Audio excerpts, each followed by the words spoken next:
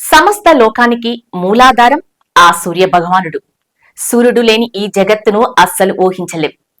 విశ్వం సూర్యుడు చుట్టూ తిరుగుతోంది అని శాస్త్రం వివరిస్తుంది.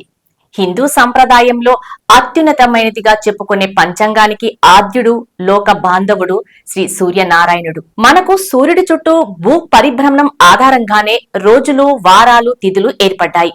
అందుకే సూర్య భగవానుడిని ప్రత్యక్ష దైవంగా మనం కొలుస్తుంటాం. ఎవరైతే నిత్యం సూర్యుడికి ఆర్ఘ్యం ఇస్తారో వారిని అదృష్టం వెతుక్కుంటూ వస్తుంది.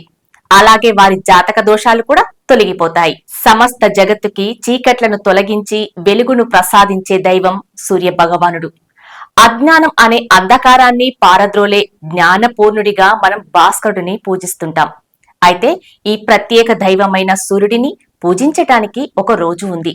అదే రథసప్తమి. ఈ సంవత్సరం రథసప్తమి ఫిబ్రవరి 4వ తేదీ మంగళవారం నాడు జరుపుకోవాల్సి ఉంది. హిందూ పంచాంగం ప్రకారం ప్రతి సంవత్సరం మాఘమాసంలోని శుక్లపక్షం 7వ రోజును రథ సప్తమిగా జరుపుకోవడం ఆనవాయితీగా వస్తుంది. ఈ పండుగను అచల సప్తమి, సూర్య జయంతిగా పిలుస్తారు. పురాణాల ప్రకారం సూర్య భగవానుడు మాఘ శుక్ల పక్షమి రోజునే జన్మించాడు. ఈ రోజునే సప్తాసురుడై భక్తకోటికి దర్శనమిచ్చాడు.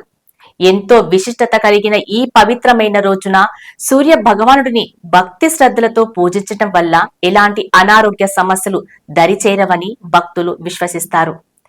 ఈ రోజున నదీ స్నానానికి ప్రాధాన్యత ఇవ్వాల్సి ఉంటుంది. నదిలో స్నానం చేసి సూర్యునికి ఆర్ఘ్యాన్ని సమర్పించాలి. సూర్య మంత్రాలను జపించాలి. ఆదిత్య హృదయాన్ని పఠించాలి. రథ సప్తమి నాడు సూర్యోదయానికి ముందే నిద్రలేవాలి. జిల్లేడు ఆకులను వేసిన నీటితో స్నానం చేయటం ఉత్తమమని పండితులు చెబుతుంటారు.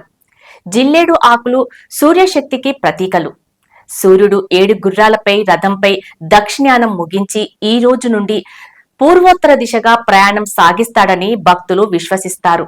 మాఘ సప్తమి నాడు రానున్న 6 మాసాలు ఉత్తరాయణ పుణ్యకాలంగా పరిగణించటం ఆనవాయితీ.